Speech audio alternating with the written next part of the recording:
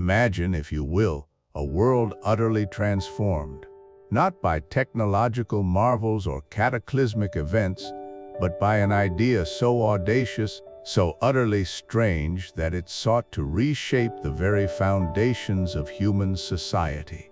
Picture a future where the ancient gods have receded, their altars long abandoned, and in their place a new divinity has ascended. Not an abstract principle, not a cosmic force, but something infinitely closer, something we are all inextricably a part of humanity itself.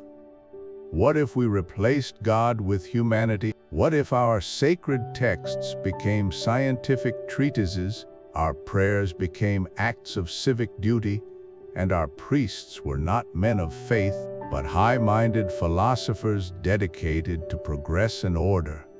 This wasn't the fanciful musing of a utopian novelist, it was the painstakingly detailed, intensely serious proposition of a real man, a brilliant yet profoundly controversial figure who believed he held the key to mankind's ultimate salvation. His name was Auguste Comte, and in the turbulent intellectual landscape of 19th century France, he dared to do something truly revolutionary. He attempted to create a brand new religion, entirely for science, a religion of humanity, built not on revelation or dogma, but on the rigorous, empirical principles of positivism. Kant envisioned a grand, all-encompassing system that would unify human knowledge, reorganize society, and finally bring an end to the chaos and moral fragmentation he saw plaguing the modern world. He sought to replace the old spiritual authorities with a new, scientifically informed priesthood, guiding humanity towards a harmonious, rational, and collective future. It sounds like something out of a futuristic dystopia or a particularly imaginative philosophical novel, doesn't it? Yet, for Kant, this was the logical, indeed the only necessary conclusion to the march of human progress. And who better to guide us through this intricate, often bewildering intellectual landscape than one of the sharpest minds of his or any era, John Stuart Mill. Mill, a philosopher whose name is synonymous with liberty, logic, and empiricism, found himself captivated, initially, by Kant's colossal vision. He saw in positivism a promise of order, a scientific method applied to social problems that so desperately needed solutions. Mill believed that Kant was onto something profoundly important, that his framework offered a powerful analytical lens through which to understand human development and societal organization. He was an admirer, a correspondent, an early champion even, recognizing the sheer intellectual horsepower behind Kant's systematic attempt to unify all knowledge. But as Kant's ideas evolved, growing more comprehensive, more prescriptive, and frankly, more autocratic, Mill's admiration curdled into deep concern and eventually into a trenchant, principled critique. He witnessed Kant's scientific religion veer into what he saw as an oppressive, all-encompassing system that threatened the very individual liberties Mill held most dear. The initial attraction gave way to alarm, as the grand architect of positivism seemed to demand not just intellectual assent, but total submission to his new secular church. Mill's work, Auguste Comte and Positivism, isn't just a critique, it's a profound wrestling match between two giants of thought, an intellectual battleground where the very future of human flourishing was at stake. This is the central conflict we will unravel. Can science truly guide every single aspect of human life, from the grand narratives of history to the minutiae of daily morality? Can it satisfy our deepest spiritual longings, dictate our social structures, and even prescribe our ethical codes, without stifling the vibrant, often unruly, spirit of humanity itself? Is there a limit to what science, however brilliant, can or should define for us? Kant's ambition forces us to confront these questions head-on. He wasn't merely suggesting a new philosophical school, he was building a new civilization from the ground up, with a scientific priesthood, a positivist calendar, and even new forms of worship. It's a vision that, on one hand, promises clarity, order, and progress, but on the other, raises chilling questions about individualism, freedom, and the very nature of human spontaneity. So, prepare to step into a fascinating intellectual drama, a story not just of abstract ideas, but of a man who genuinely tried to create a new religion for science, and the equally formidable mind who admired his genius even as he fought vehemently against his conclusions. We'll explore the enduring legacy of these ideas, understanding why, even today, Kant's radical experiment continues to resonate, challenging us to define the boundaries of science, the role of religion, and the ultimate purpose of human existence. Welcome, fellow travelers, to a journey into the intellectual heart of the 19th century, a place where radical ideas about society, knowledge, and human progress collided with the foundational principles of liberty. Today, we're diving into a text that, at first glance, might seem like a dusty academic tome: John Stuart Mill's Auguste Comte and Positivism. But trust me, this isn't just a book. It's a ringside seat to one of history's most fascinating intellectual showdowns, guided by one of its greatest minds. Our guide, the incomparable John Stuart Mill, needs little introduction. A philosopher, economist, political theorist, and a towering figure of classical liberalism, Mill championed individual freedom, free speech, and the pursuit of truth. His works, like On Liberty and Utilitarianism, continue to shape our understanding of a just and open society. But here, Mill isn't just espousing his own views, he's grappling with dissecting and ultimately challenging a vision of the future put forth by another colossal intellect, Auguste Comte. And what was Comte's vision? It was called positivism. In its simplest form, positivism is the idea that true, reliable knowledge comes only from scientific observation and empirical evidence. It's the belief that just as we can discover the laws governing the physical world, we can also uncover scientific laws that govern human society, politics, and even our moral lives. Kant believed that by applying scientific methods to everything, humanity could shed the superstitions of religion and the uncertainties of metaphysics, moving into a grand, scientifically organized era of progress and order. Imagine a world designed entirely by reason, where every aspect of life, from governance to education to personal conduct, is structured according to scientifically proven principles. Sounds appealing, perhaps even utopian, to some, right? For me, grappling with Kant's positivism and Mill's meticulous critique feels incredibly immediate, even vital, in our own complex times. We live in an era saturated with information, where the lines between objective fact and passionate belief often blur. We see the allure of certainty, the desire for clear answers to messy problems, and the temptation to place our faith in systems that promise order, efficiency, and progress, even if they demand certain sacrifices. How do we balance the undeniable power of scientific knowledge with the indispensable need for individual liberty and the messy, often irrational, beauty of human choice? These aren't abstract 19th century questions, they're the core dilemmas of our present and future. So, prepare yourselves. We're not just reading a book, we're exploring a radical, ambitious plan for societal transformation and witnessing why one of history's greatest minds, John Stuart Mill, found himself both profoundly fascinated and deeply horrified by its implications.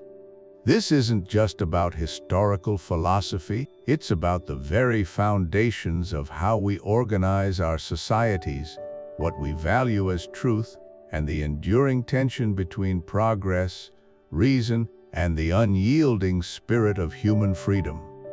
Join me as we unravel this intellectual drama and discover why this 19th century showdown still matters for us right here, right now. Welcome to Chapter 1, From Gods to Scientists, Comte's Grand Theory of History. To truly grasp the essence of Auguste Comte and the philosophical movement he birthed, positivism, we must begin with his most foundational and arguably most famous contribution, the law of three stages. This isn't just a dry academic concept, it's Comte's sweeping, ambitious vision for how human thought, and by extension human societies, progress and mature. Think of it as a compelling roadmap for intellectual evolution, charting our collective journey from primal superstition and fear to sophisticated scientific understanding and empowerment. Comte proposed that every branch of our knowledge, and indeed humanity itself, passes through three distinct intellectual phases: the theological, the metaphysical, and finally the positive. Let's unwrap each of these stages using modern analogies to make Comte's grand theory feel incredibly relevant even today. First, we encounter the theological stage. This is the earliest, most primitive form of human understanding, where the dominant mode of explanation is deeply rooted in the supernatural. In this stage, humanity explains phenomena by attributing them to the direct will of supernatural beings, divine intervention, or mythical forces. When ancient civilizations witnessed a devastating lightning storm, the common explanation wasn't atmospheric pressure or electrical charges, it was Zeus, the thunder god, expressing his formidable anger, or perhaps an entire pantheon of deities orchestrating the weather with specific intentions. A poor harvest wasn't a matter of soil depletion or pest infestation, it was the gods being displeased, demanding sacrifice or supplication. A victory in battle wasn't strategic brilliance, it was divine favor bestowed upon the righteous. The vast mysteries of life, the very fabric of existence, were understood through the lens of spirits, magic, and the often unpredictable intervention of an all-powerful, often fickle, supernatural realm, fostering a sense of awe, fear, and submission. To draw a powerful parallel to our own lives, consider a very young child. When a favorite toy breaks, they might instinctively assign agency to it. The toy broke itself because it was angry, or it's evil. They haven't yet grasped concepts like material fatigue or gravity. Their world is filled with animate objects and invisible forces beyond their control, often personified and imbued with will. This is our individual theological stage, a world governed by unseen, often willful, and mysterious entities. Next, humanity progresses to the metaphysical stage. This phase represents a crucial transition, a conceptual bridge between the overtly supernatural and the emerging scientific. Here, explanations shift from specific, anthropomorphic gods to abstract forces or essential qualities inherent in things. Instead of Zeus, we might hear talk of nature or fate, destiny, or even the universe as the ultimate, albeit impersonal, driving power behind events. It's still a profound search for ultimate causes and underlying principles, but these causes are now conceived as abstract, generalized entities rather than specific, named deities. Think of Mother Nature, healing a wound with her inherent power, or karma delivering cosmic justice through an invisible, balancing force, or the vital force animating all living organisms. These concepts attempt to explain phenomena without resorting to direct divine intervention, yet they still lack empirical verification or concrete, observable mechanisms. They are grand, all-encompassing ideas that don't quite demand the rigorous proof of the scientific method. For our personal growth analogy, imagine a teenager. They might have long since stopped believing in Santa Claus or the Tooth Fairy, shedding those specific mythical figures. However, they might still attribute their fluctuating moods to teenage angst, or the general vibe of a room, or the universe testing them with a series of unfortunate events. They've moved beyond specific magical beings, but haven't yet fully embraced scientific, psychological, or sociological explanations for complex phenomena, grappling instead with abstract, unquantifiable forces they can't quite pinpoint or measure. Finally, Comte declared, humanity reaches the positive stage. This is the ultimate apex of intellectual development, the stage Comte himself championed and believed his enlightened era was actively entering and shaping. Here, humanity consciously abandons the futile search for ultimate, unobservable causes, whether divine or abstract, and instead focuses rigorously on how phenomena occur. The emphasis shifts entirely to observable facts, empirical evidence, and the systematic discovery of invariable laws through the scientific method. We stop asking why lightning strikes in a spiritual or metaphysical sense, and instead meticulously investigate the atmospheric conditions, electrical charges, and physical processes that cause it. We don't appeal to Mother Nature for healing. We delve into biology, immunology, pharmacology, and physiology, seeking verifiable mechanisms. The positive stage is characterized by precision, experimentation, objective analysis, and an unwavering commitment to verifiable knowledge. It's about understanding the precise relationships between phenomena, predicting them with increasing accuracy, and ultimately, harnessing this knowledge to control and improve our environment for human benefit. Relating this powerfully to our individual growth, this is the mature adult stage of reasoning. When an adult experiences a mood swing, they don't blame an angry god or a mysterious vibe. They might consider their sleep patterns, dietary intake, stress levels, hormonal balances, or even consult a therapist or doctor for evidence-based explanations and solutions. They seek observable causes and measurable effects, and often practical, empirically validated interventions.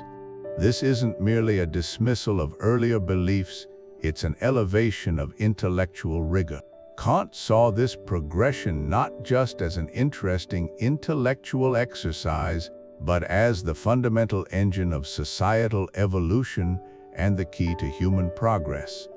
As individual minds mature, developing a greater capacity for rational inquiry, so too does the collective mind of humanity. From understanding the world through the unpredictable wrath of gods, to the abstract, often vague power of nature, to the precise, verifiable laws of physics, chemistry, and biology, humanity continually refines its methods of inquiry, building a more accurate, more predictable, and ultimately more beneficial understanding of reality. This law of three stages, therefore, isn't just a historical observation, it's a foundational argument for the inherent progress embedded within the human intellect and a powerful blueprint for the supremacy of scientific thought in guiding human destiny. It provides an indispensable framework for understanding not only our past intellectual journey, but also our potential future and the ongoing evolution of knowledge itself. After grappling with the intellectual ferment of his time, Auguste Comte wasn't content merely to observe the world. He sought nothing less than to entirely reimagine humanity's understanding of itself and its collective existence. In a move that would permanently alter the course of social thought, he set out to invent a wholly new discipline, one he initially dubbed social physics, and which we now know as sociology. He is, quite rightly, regarded as its undisputed father. Comte's ambition was breathtaking in its scope to apply the same rigorous, empirical methods that had yielded such profound insights in the natural sciences in physics, chemistry, and biology directly to the study of human society. For too long, he argued, our understanding of social phenomena had been mired in theological dogma or abstract, unverifiable philosophical speculation. It was time for society, with all its complexities, its interactions, its institutions, and its evolutionary trajectory, to be subjected to scientific scrutiny. No more guesswork, no more divine explanations, no more purely theoretical musings, only observable facts, testable hypotheses, and discoverable laws. He envisioned a science of society that could not only explain the past and present but also, crucially, predict the future, allowing humanity to engineer a better, more stable, and progressive social order. This wasn't merely about understanding, it was about control, about shaping destiny through enlightened, scientific governance. To achieve this grand vision, Comte systematically broke down his new science into two fundamental branches, social statics and social dynamics. Think of it like this: if society were a complex machine, social statics would analyze its structure, its component parts, and the forces that hold it together, ensuring its equilibrium. Social statics, in Comte's view, focused on the fundamental conditions of social order and existence. It examined the institutions, customs, and beliefs that provide stability and cohesion, the family unit, the state, language, property, and, crucially, a shared moral consensus. He believed that understanding these static elements, what holds society together, was the prerequisite for understanding change. Then there was social dynamics, the engine of progress. This branch was dedicated to understanding the laws of social development and evolution. It sought to identify the forces that drive society forward through successive stages of human intellectual and social advancement. Comte's most famous contribution to social dynamics, and indeed to all of sociology, was his law of 3 stages, which posited that human thought and societal organization universally progress through a theological, a metaphysical, and finally, a positive or scientific stage. Social dynamics, then, was the study of this unfolding, inevitable march towards a more rational and enlightened future. Now, imagine encountering these ideas in the mid-19th century, a period still reeling from revolutionary upheaval and searching for new foundations. John Stuart Mill, ever the advocate for rational thought and societal improvement, was initially captivated. He saw in Comte's social physics a profound intellectual breakthrough. Mill was deeply impressed by the sheer systematicity, the ambition to synthesize knowledge, and the insistence on an evidence-based approach to understanding social phenomena. It promised a way to transcend mere opinion and political factionalism, grounding social policy in verifiable fact rather than ideology or tradition. Mill admired the clear departure from speculative philosophy, the focus on empirical observation, and the potential for this new science to guide human action toward genuine, measurable progress. Here, finally, was a thinker attempting to provide a scientific basis for social order, for human development, and for the very concept of progress. It breathed new life into the idea that society wasn't just a random collection of individuals, but a complex organism governed by discoverable laws, ripe for scientific management. This systematic and evidence-based approach to understanding societal order resonated deeply with Mill's own Enlightenment ideals. It offered the promise of a truly rational society, built on objective truths rather than the whims of power or the superstitions of the past. The prospect of social engineering guiding society based on scientific principles seemed not only plausible but highly desirable. But here's a crucial question, one that remains hotly debated even today. Is it truly possible to predict human behavior with all its irrationalities, its complexities, its passions, and its free will, with the same precision we predict the trajectory of a planet or the chemical reaction between two elements? Can we truly create a social physics that allows us to engineer a better society as confidently as an architect designs a building or an engineer constructs a bridge? This question, central to Comte's project, would eventually become a point of deep contention even for his early admirers, including Mill himself. For now, however, the sheer intellectual power and the audacious vision were enough to command Mill's profound admiration.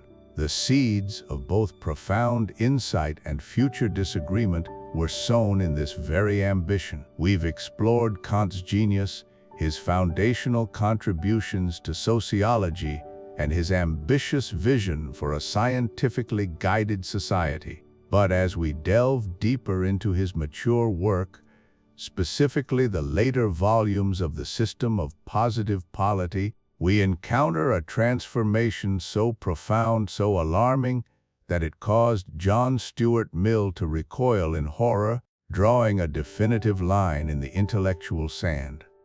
What began as a philosophy of scientific progress evolved, in Comte's later years, into something far more prescriptive, far more totalizing, a system that to Mill represented the ultimate betrayal of individual liberty. Comte, in his quest to reorganize society on a rational basis, didn't stop at merely classifying sciences or outlining historical stages. He proposed nothing less than a new societal architecture, complete with its own moral compass, its own rituals, and its own governing body. This was his concept of the spiritual power. Envision a world where a new priesthood emerges, not of theologians or mystics, but of scientists, philosophers, and sociologists, the enlightened elite, the high priests of positivism. These weren't just advisors, they were to be the arbiters of morality, the ultimate custodians of public opinion, and the architects of social order. Their role wasn't merely to understand society, but to direct it, to dictate the moral and ethical framework for every citizen. From childhood education to public discourse, from personal conduct to national policy, the spiritual power would set the rules, define acceptable beliefs, and prescribe virtuous actions, all in the name of the general good and scientific certainty.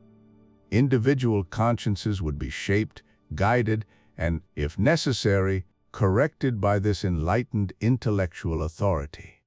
For Mill, a champion of human freedom and diversity, this vision was nothing short of a nightmare. His horror stemmed from the chilling realization that Comte's perfectly ordered society left absolutely no room for the very things Mill held most sacred: free speech, independent thought, dissent, and personal choice. Imagine a world where the correct moral stance on every issue is already determined by a scientific elite, where challenging the established dogma is not merely discouraged, but actively seen as a social aberration. In such a system, what becomes of intellectual debate? What becomes of the individual's right to forge their own path, to make their own mistakes, to pursue their own conception of happiness? Mill saw a society where conformity was not just encouraged but enforced, where the vibrant marketplace of ideas was shuttered, and where the very essence of human individuality, the capacity for self-determination and critical inquiry, was systematically crushed under the weight of an all-encompassing, benevolent, yet absolute authority. This vision stood in stark, irreconcilable contrast to Mill's own celebrated philosophy, most famously articulated in On Liberty, where Comte championed social cohesion through uniformity and centralized moral guidance.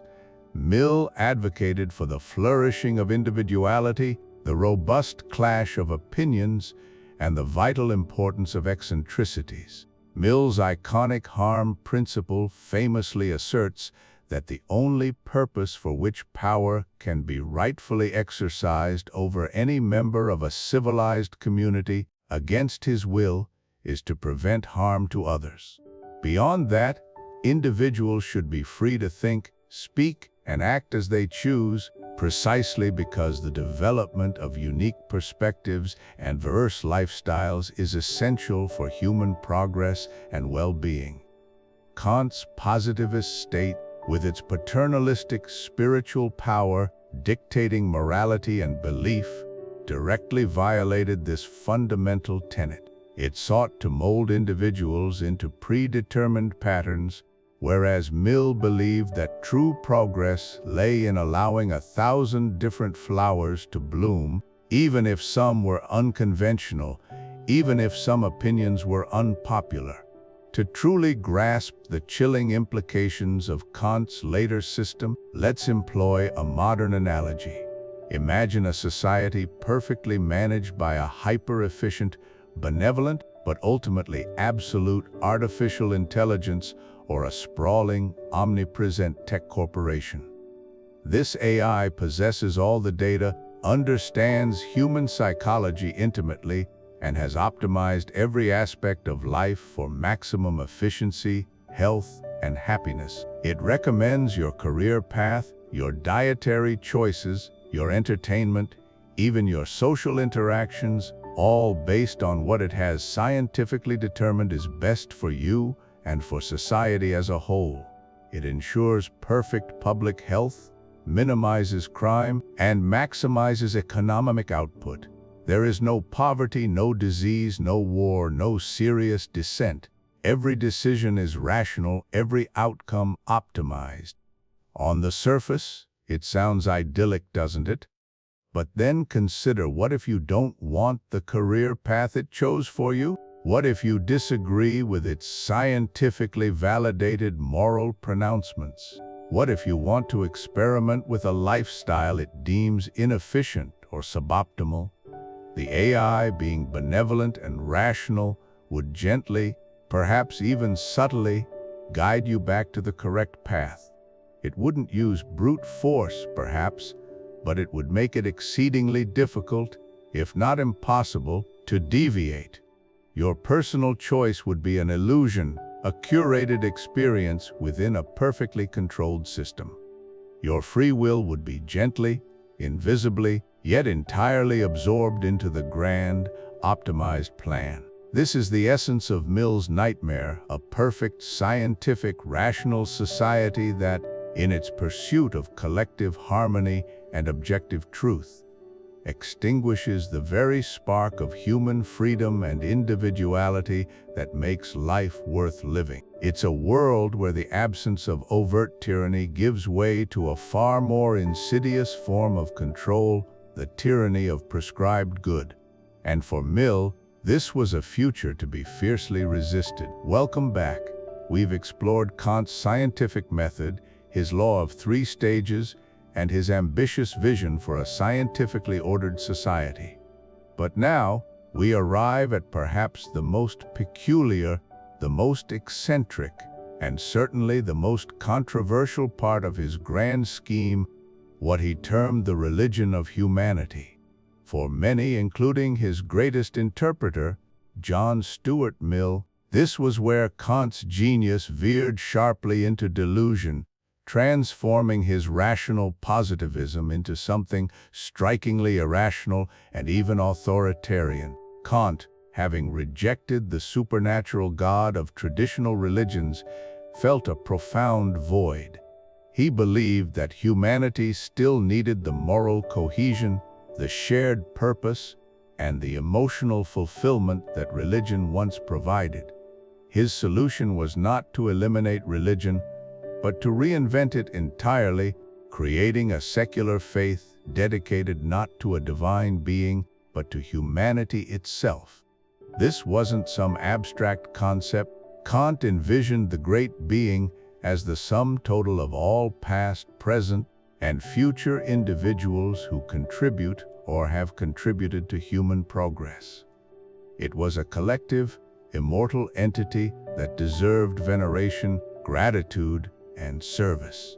In essence, you would pray not to a God in heaven, but to the accumulated wisdom and achievements of all humanity, particularly the dead scientists and great figures who pushed civilization forward. And Comte wasn't content with just a philosophical idea. He designed an entire, meticulously detailed structure for this new religion, borrowing heavily from Catholicism, ironically, despite his atheism. Imagine a world where your daily life, your calendar, your rites of passage were all governed by the principles of positivism. His calendar, for example, was radically reordered. Instead of 12 months, there were 13, each named after a great figure representing a stage or aspect of human development. Moses, Homer, Aristotle, Archimedes, Caesar, St. Paul, Charlemagne, Dante, Gutenberg, Shakespeare, Descartes, Frederick the Great, and Bichat, a fascinating pantheon spanning lawgivers, poets, philosophers, scientists, emperors, religious reformers, and artists. Each day, each week, each month had its specific festivals dedicated to particular positivist saints or virtues. Public worship would celebrate these figures not for divine intervention, but for their contributions to the great being. Life itself was punctuated by positivist sacraments. From birth, a presentation of the child to humanity, replacing baptism. At age 14, initiation into formal education. At 21, admission into the adult world. Marriage became a sacred, indissoluble positivist union. And finally, after death, destination, where one's life was judged, and if deemed worthy, symbolically incorporated into the great being, achieving a form of secular immortality. The aim was to foster a constant, conscious devotion to humanity, encouraging self-sacrifice and altruism over individual egoism. To oversee this elaborate system, Comte proposed a positivist priesthood not of mystics or theologians, but of highly educated, morally upright scientists and philosophers. These priests would be the moral and intellectual guides of society, interpreting the laws of positivism, educating the populace, and leading public worship. They would hold immense social influence, directing education, arbitrating disputes, and even advising governments, all without wielding direct political power, much like spiritual leaders in a purely temporal society. Now, it's at this point that John Stuart Mill, usually so sympathetic to Comte's earlier scientific vision, expresses his sharpest criticism. Mill found this entire construct, the religion of humanity, utterly repugnant and deeply dangerous. He saw Comte as throwing out the traditional God only to enthrone something far more oppressive and all-encompassing, dogmatic system that sought to control not just actions, but thoughts and feelings. Mill argued, that Comte hadn't shed the worst aspects of organized religion, its authoritarianism, its rigid dogma, its suppression of individual liberty, but had merely rebranded them. The positivist priests, for all their scientific credentials, would become intellectual despots, dictating right thought and feeling. Mill, a staunch advocate for individual freedom and critical inquiry, was horrified by a system that left no room for dissent, for personal exploration, or for the spontaneous development of human spirit. For Mill, the religion of humanity was a complete spiritual despotism, replacing the infallibility of the Pope with the infallibility of positivist doctrine. It demanded a blind adherence to a collective ideal, stifling the very intellectual and moral progress that Comte claimed to champion. Yet, despite Mill's scathing critique, it's important to acknowledge the valid human need that Comte was attempting to address. In an increasingly secularized world, Comte recognized the vacuum left by the decline of traditional faith.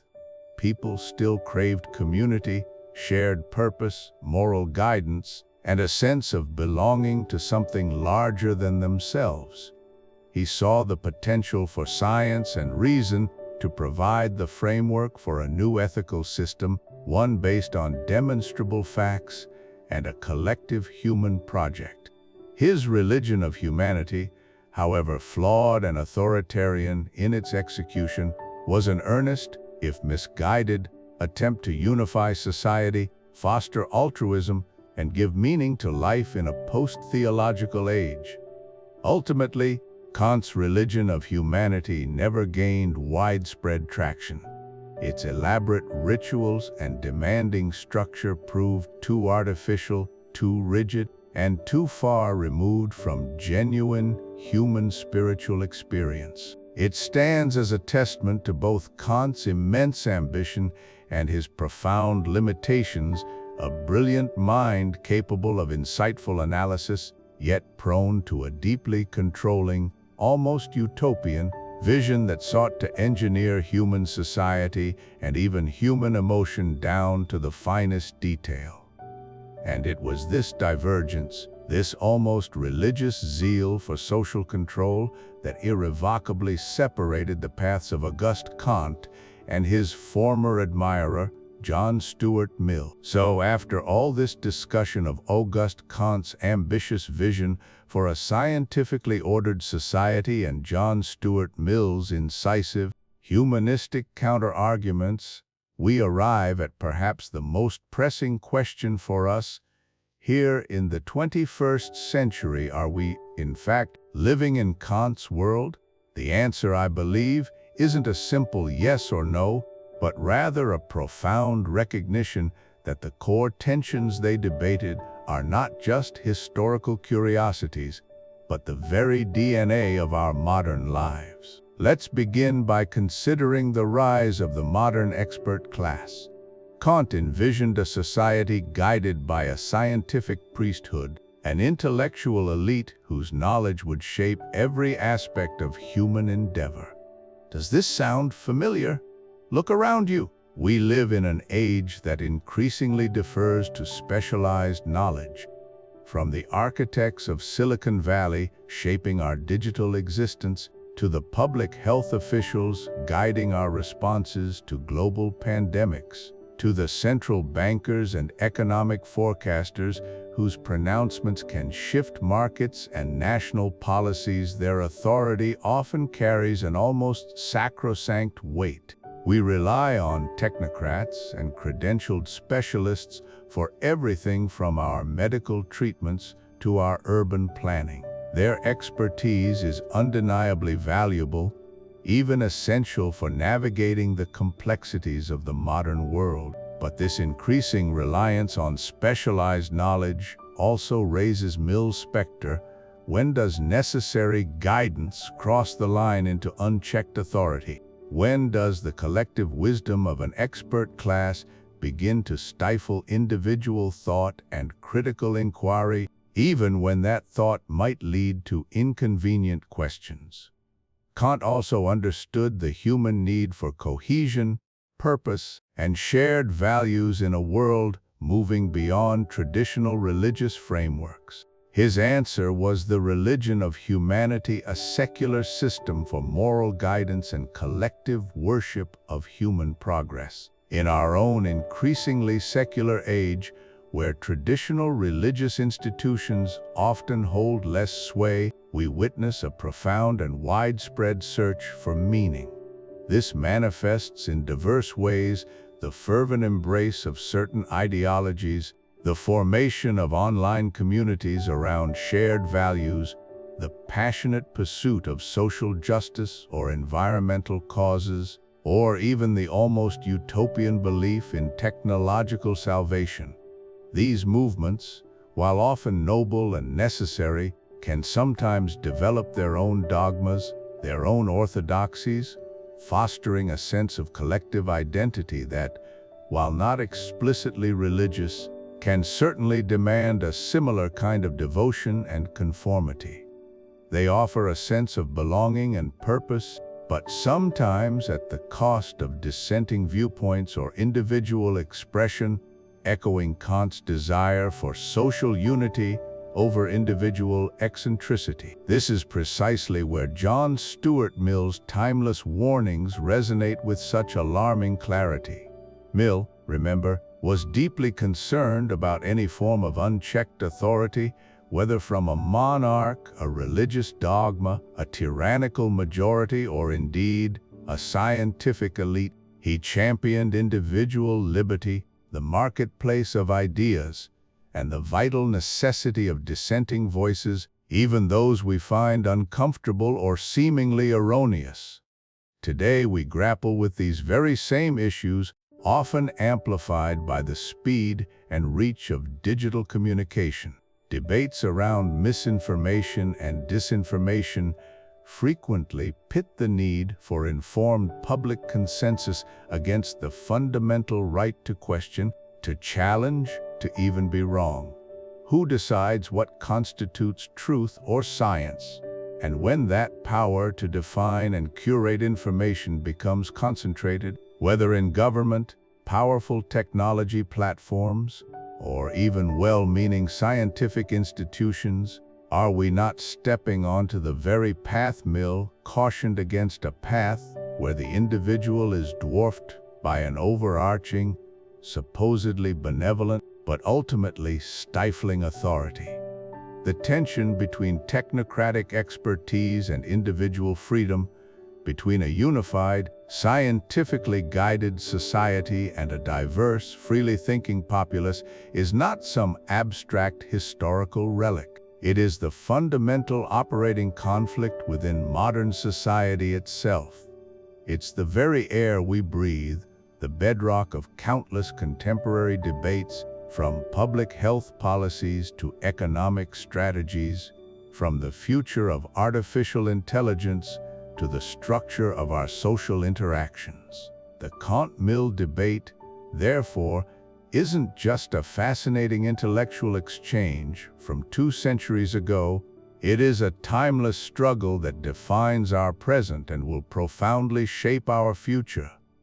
Understanding its roots, appreciating the profound insights of both Kant's vision for social order and Mill's unwavering defense of liberty, equips us to navigate this complex world with greater clarity, to question the unquestionable, and to continually seek that delicate, often precarious, balance between progress and freedom. Their arguments force us to confront a vital question: how much individual autonomy are we willing to surrender for the promise of collective efficiency and scientific certainty? And what are the true costs of either extreme? As we draw this extensive intellectual journey to a close, having meticulously navigated the intricate arguments contained within John Stuart Mill's profound engagement with Auguste Comte and positivism, it becomes abundantly clear that our exploration was never truly about declaring a definitive victor in a historical philosophical debate. Rather, its most profound and enduring value lies in illuminating a permanent, fundamental tension at the very core of the human experience, the enduring, often uneasy, interplay between our deep-seated, universal desire for order and our equally potent, intrinsic yearning for freedom. We embarked upon this journey by encountering Auguste Comte's grand, almost dizzying, vision for a scientifically orchestrated society, a system meticulously designed to rationalize and optimize every conceivable aspect of human endeavor, from the most abstract thoughts to the minutiae of social structure. This was a world conceived under the guiding hand of an enlightened positivist priesthood dedicated to universal progress and the eradication of social discord, promising ultimate clarity, unwavering stability, and a definitive, scientifically verified path forward, specifically crafted to resolve the perceived chaos and fragmentation of his post-revolutionary age. Yet, as our exploration deepened, we rigorously delved into Mill's meticulously constructed and often passionate critique. Here, we witnessed the emergence of a powerful counter-narrative, a robust and eloquent defense of individual liberty, of the essential right to dissent, and of the vital importance of diverse perspectives, even when those perspectives challenged the most well-intentioned or logically coherent of systems. Mill, throughout his prolific career, remained an unwavering champion of human diversity, individual self-development, and the unquantifiable value of spontaneous genius. He saw in Comte's seemingly rational utopia not just a potential for order, but the insidious seeds of an intellectual and social tyranny, a stifling conformity that, despite its noble intentions, would ultimately cripple the very human progress and creativity it ostensibly sought to foster. It is crucial, however, to acknowledge that both of these monumental thinkers, despite their stark disagreements, were profoundly driven by an earnest, almost desperate, desire to build a better world, to alleviate societal suffering, and to chart a more prosperous and enlightened course for humanity's advancement.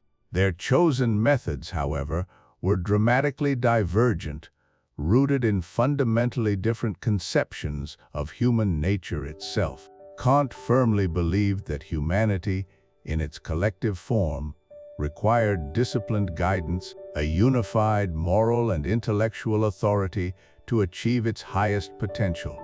Mill, in stark contrast, insisted with unwavering conviction that true human flourishing and authentic progress blossomed most vibrantly only in the fertile, sometimes unruly, ground of unconstrained inquiry, individual choice, and the free exchange of a multitude of diverse opinions.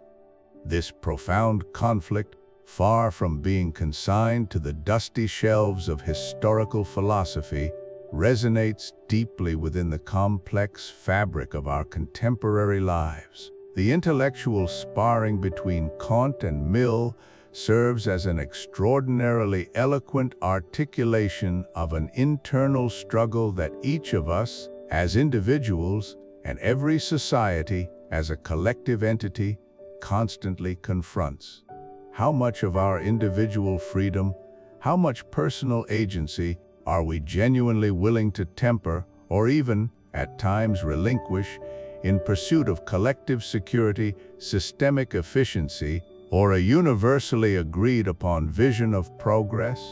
When do the seemingly benign demands of social cohesion, predictable order, and collective welfare begin to impinge subtly or overtly upon the vital spark of individual autonomy, the precious space for self-expression, and the unpredictable, often messy, but essential wellsprings of true innovation and profound personal growth?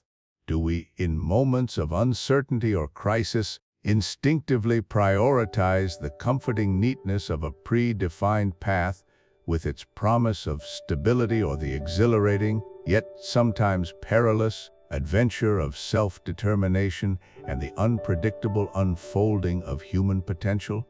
This, then, is the perpetual balancing act, the eternal negotiation between the profound comfort of knowing one's place within a grand design and the imperative, often daunting, call to forge one's own unique destiny. Therefore, the true and enduring legacy of engaging with Mill's critical examination of Comte is not merely to understand two historical figures, however significant, but rather to grasp the foundational, often opposing, poles of our shared human condition. It compels us to recognize that these two essential desires, the innate human drive for systematic order and the equally innate aspiration for boundless individual liberty, are neither easily reconcilable, nor should they ever be entirely separated. They exist, rather, in a dynamic, often uneasy, yet ultimately necessary and productive tension. Our profound task, as inheritors of this rich intellectual legacy, is never to succumb to the temptation of surrendering entirely to one at the expense of the other, but rather to continually, carefully, and critically hold both ideas in a delicate, yet resilient, balance. This demanding equilibrium requires constant vigilance, thoughtful deliberation, and an unwavering commitment to finding that precise point where society can genuinely thrive with both the stability provided by judicious order and the spirited freedom essential for human flourishing. Only then, by actively nurturing this dynamic tension, can we truly aspire to build a future that honors the full, multifaceted spectrum of human potential, rather than sacrificing one vital aspect for the sake of another, leading to a diminished, rather than an enriched, humanity. Having explored the profound ideas of Auguste Comte and John Stuart Mill, it's time to move from understanding to application. Philosophy isn't meant to be an abstract exercise confined to dusty books. It's a dynamic tool for navigating and shaping our lives, for fostering genuine intellectual and personal growth. This 7-day plan is designed to help you actively integrate these powerful concepts into your daily thinking, cultivating a more critically aware and self-directed existence. Each day or two, you'll focus on a specific actionable exercise designed to make these grand theories personal and practical. For day 1 and day 2, your task is to observe specifically, to notice your own 3 stages of reasoning when making a decision. Recall Comte's intellectual evolution, the theological stage, where explanations are sought in supernatural beings or unchallengeable tradition, the metaphysical, where abstract forces, essences, or undefined principles are invoked, and the positive, where observation, experiment, and verifiable scientific laws provide understanding. Now, turn that lens inward. Over these 2 days, pay close attention to the decisions you make, big or small. When you choose a new route to work, decide what to eat for dinner, form an opinion on a complex social issue, or even react to a personal challenge, pause and ask yourself, what's the primary driver of my reasoning here? Am I appealing to an unquestioned dogma, an inherited belief, or a gut feeling that attributes outcomes to unseen forces? That might lean towards the theological. Am I relying on abstract ideals like justice, efficiency, or the natural order of things without fully examining their practical implications or empirical basis? This could be your metaphysical stage at play. Or am I actively seeking out concrete data, verifiable facts, or empirical evidence? Am I evaluating the observable consequences of different choices and adjusting my approach based on results? This is the positive stage. The goal here isn't to judge your reasoning, but simply to identify its prevailing mode. Recognizing these patterns in your own thought process is the crucial first step towards gaining intellectual control and intentionally evolving your thinking. On day 3 and day 4, we'll embody Mill's profound skepticism and commitment to open inquiry. Your mission is to question. Whenever you hear an expert, whether it's a politician on the news, a doctor giving advice, a financial analyst, a social media influencer, a teacher, or even a friend offering a strong opinion, practice asking two crucial questions internally. What is the evidence supporting this claim? And is dissent allowed within this perspective or system? Mill taught us that even widely accepted truths can be erroneous, and that truth itself is continually strengthened and refined through robust challenge and open debate. The first question, what is the evidence, encourages a direct move towards Comtean positivism, demanding empirical backing rather than blind faith in authority or tradition. It prompts you to seek data, studies, or observable facts as the foundation for belief. The second question, is dissent allowed, is pure Mill. It probes the very health and openness of the marketplace of ideas. If an expert's view is presented as the only acceptable truth, with no room for alternative interpretations or counter-arguments, then it serves as a powerful red flag. True progress and deeper understanding flourish only where ideas can be freely debated, criticized, and refined. Cultivating this powerful internal critical filter will sharpen your discernment and protect you from dogmatism, ensuring your beliefs are robust, well-founded, and resilient rather than simply adopted without scrutiny. This practice fosters intellectual independence vital for a progressive society. For day 5 and day 6, let's explore a more uplifting facet of Comte's vision with an exercise in appreciation. Comte famously envisioned a religion of humanity where instead of worshiping traditional deities, humanity would collectively venerate its greatest contributors to progress, its secular saints. Over these 2 days, your task is to identify your own personal saints of humanity. Who are the individuals, living or historical, whose contributions to human progress truly inspire you and define what you believe humanity can achieve? Think broadly across all fields of human endeavor: scientists, artists, philosophers, philanthropists, social reformers, inventors, educators, peace activists, humanitarians. These aren't necessarily people with whom you agree on every single point, but individuals whose work, ideas, or actions have undeniably pushed humanity forward in some meaningful, positive way. Write down their names and, crucially, articulate in detail why they are your saints.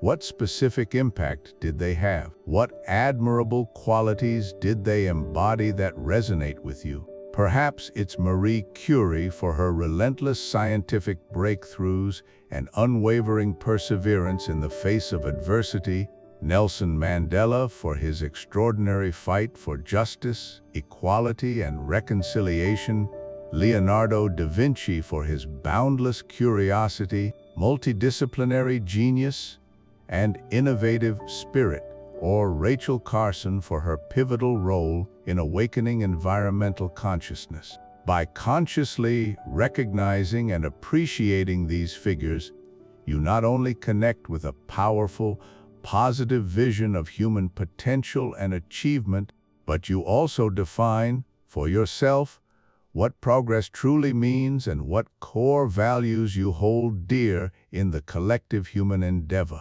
This exercise reinforces the potential for human perfectibility that Comte envisioned.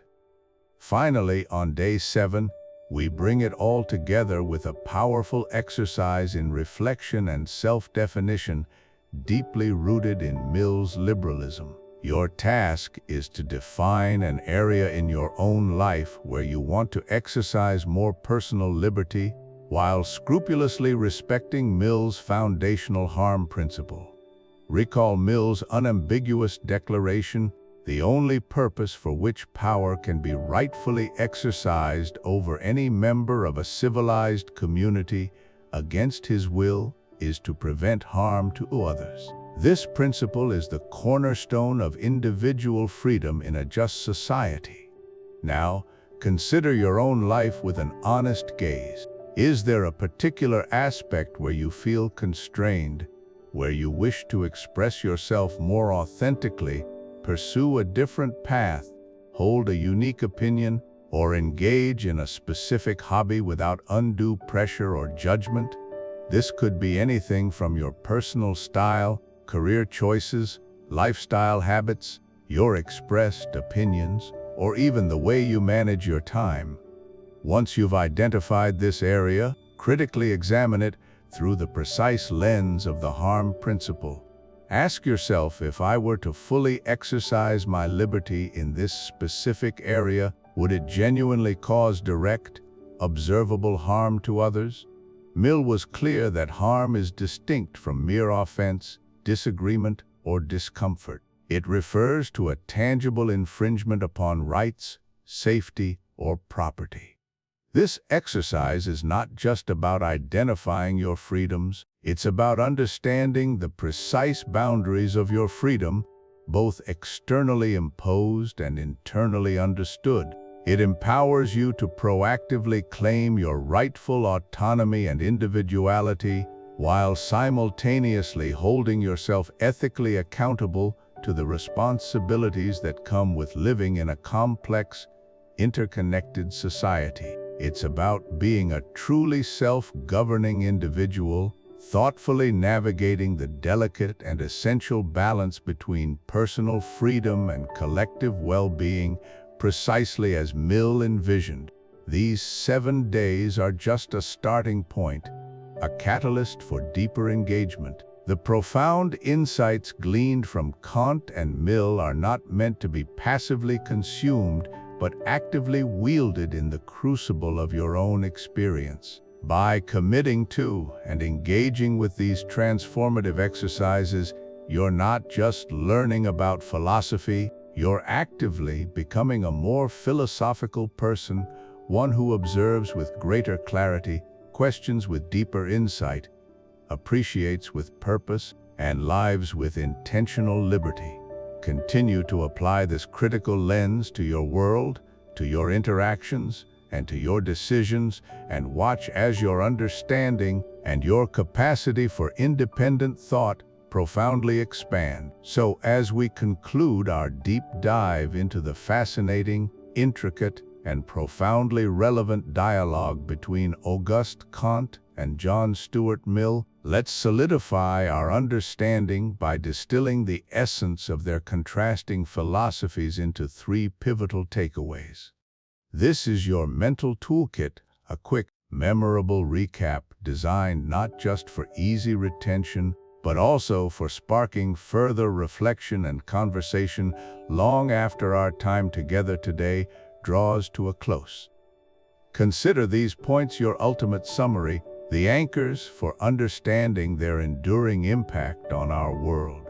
First, let's remember the grand architect of positivism itself, Auguste Comte. He envisioned nothing less than a perfectly ordered society, a utopian ideal where every aspect of human life, from governance to morality, from education to personal conduct, would be systematically guided by the unerring principles of science. For Comte, the chaotic, often violent history of humanity was merely a prelude, a necessary phase of intellectual and social evolution, leading inexorably towards a rational, scientifically managed future. His groundbreaking contribution, and indeed the very roadmap to this future, was the creation of sociology. He didn't just propose a new academic discipline, he conceived of the ultimate science, the queen of all sciences, designed specifically to uncover the immutable laws governing human society, just as physics revealed the laws of the universe.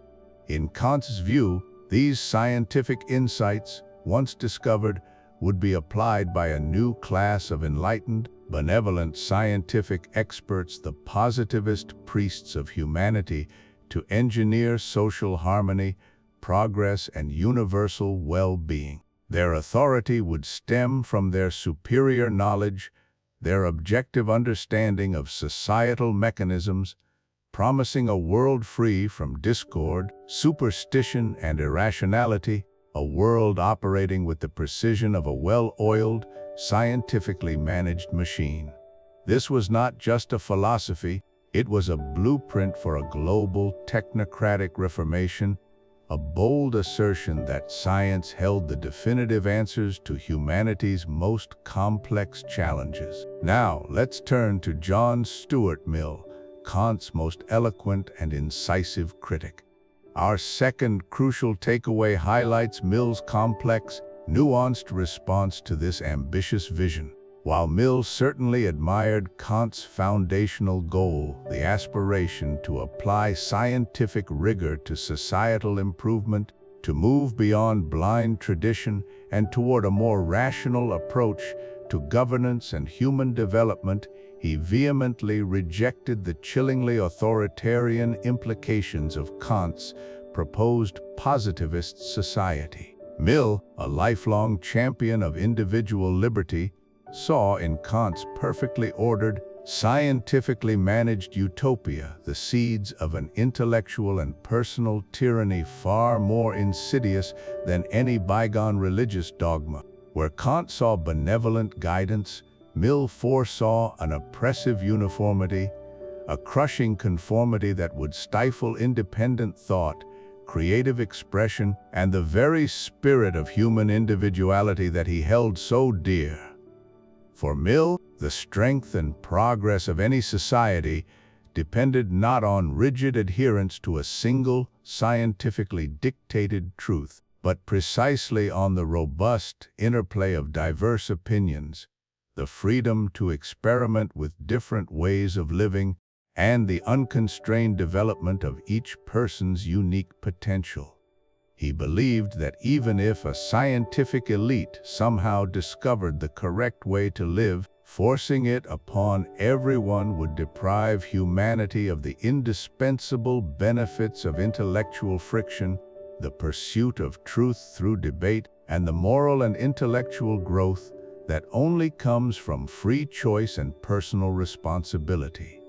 Thus, his work stands as an enduring testament to the paramount importance of individual liberty, arguing that true societal progress can only flourish in an environment where personal autonomy and the marketplace of ideas are fiercely protected, even and especially from those who claim to know best. Finally, and perhaps most compellingly for our modern age, our third key point emphasizes that the intellectual tug-of-war between Kant and Mill, though it played out over a century and a half ago, is strikingly, even urgently, alive today. Their profound debate isn't some dusty relic of academic history.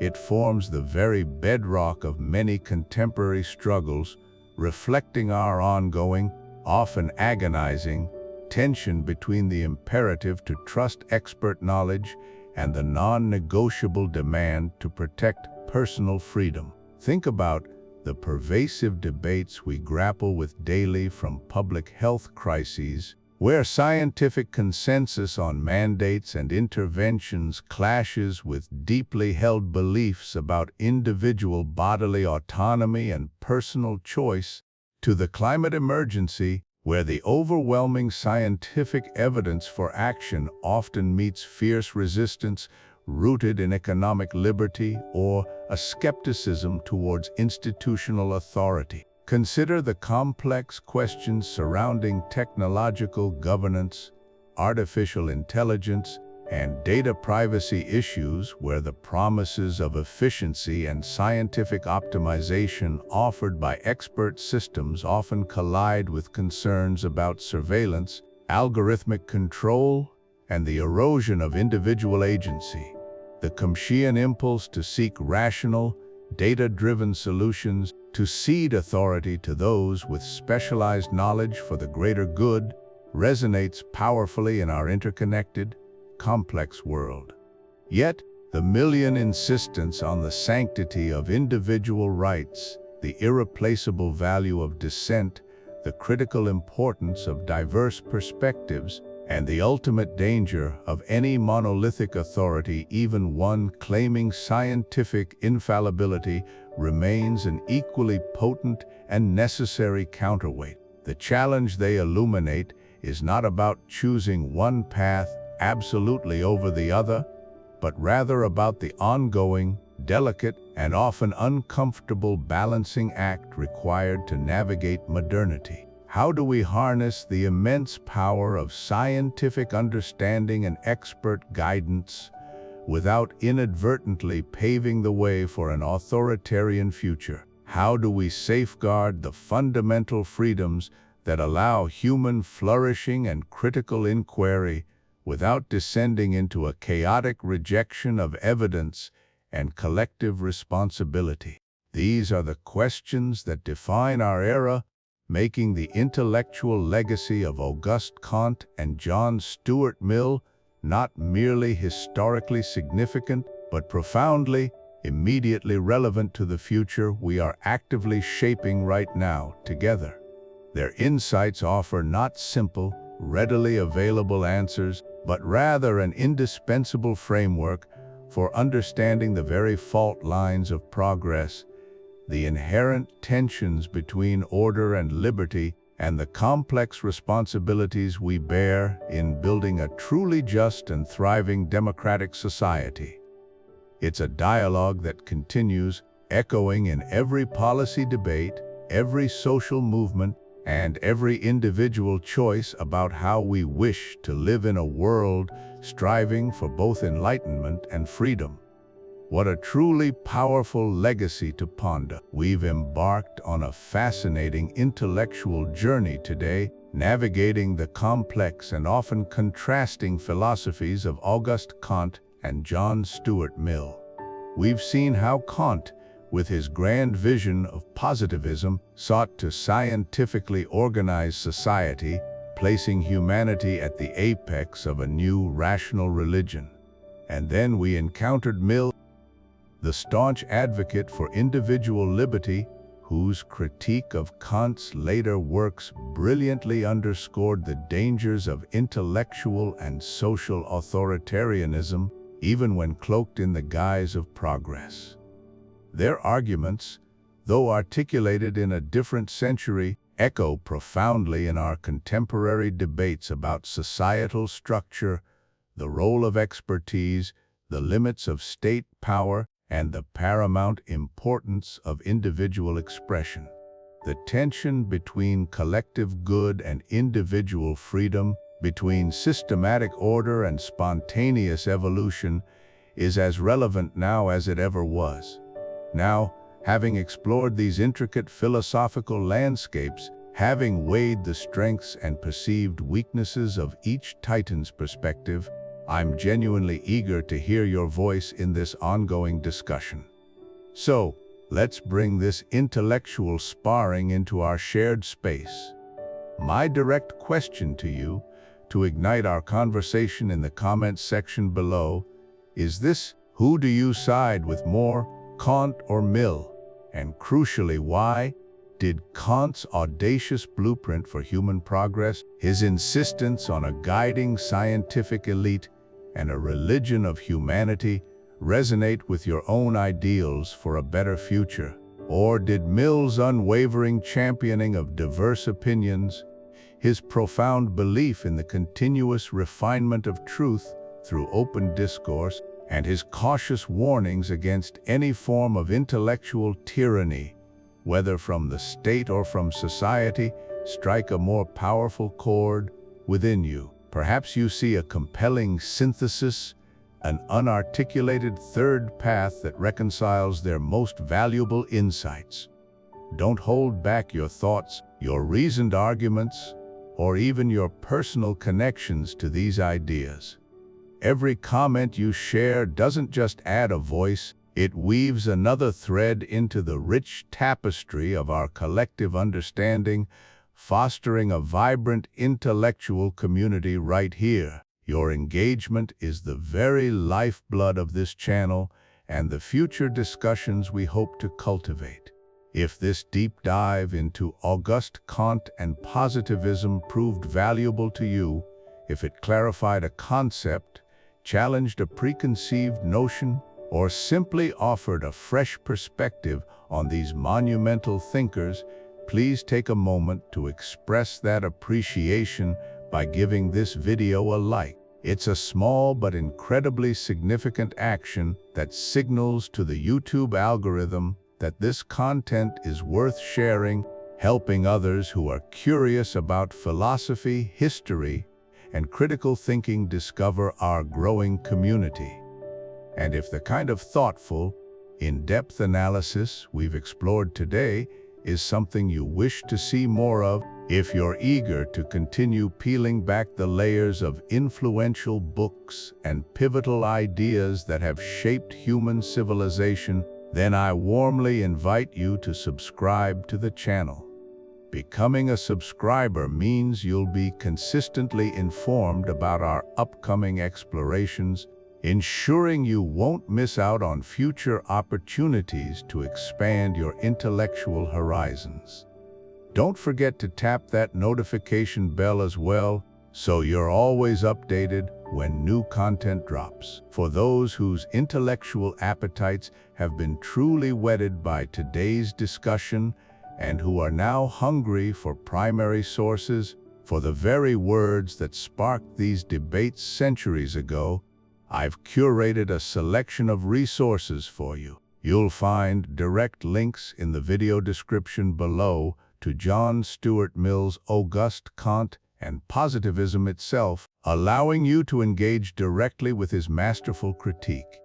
Additionally, I've included references to other scholarly works and supplementary materials that will provide deeper historical context, alternative interpretations, and further avenues for your self-directed study.